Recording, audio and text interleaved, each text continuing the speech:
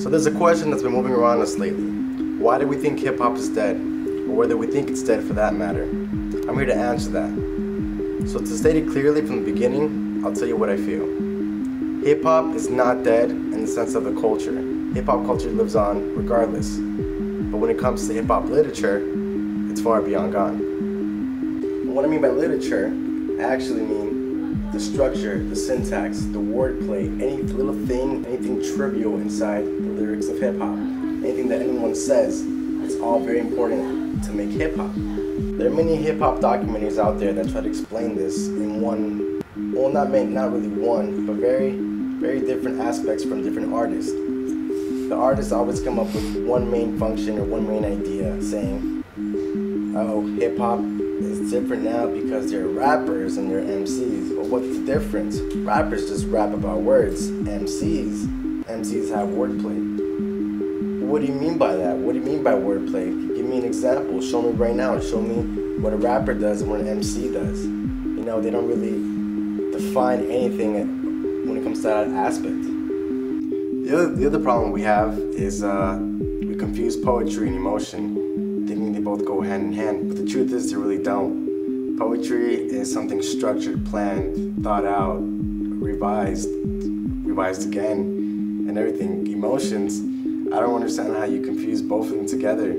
I guess you could say they correlate in a sense that when you're emotional, maybe you do more poetry, but that doesn't really make sense to me if you ask me.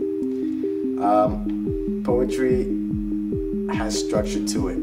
There's always some type of maze or some type of core to it. And it's just not saying that you feel sick because you can't have this girl or stupid shit like Drake says. It's not poetry. It's not really stuff like that. You know, it's retarded, if you really ask me. I'm just saying. Everything I've been talking about so far is very general. So I can't really elaborate much due to the time constriction I have so far. But you can start to get the idea of what I'm trying to say. You gotta think in another reference point. You can't completely think in mainstream media. Whatever people tell you it is, don't always believe it. It's not always as it is. Research it yourself. Look up words, look up definitions. Just start somewhere and see for yourself.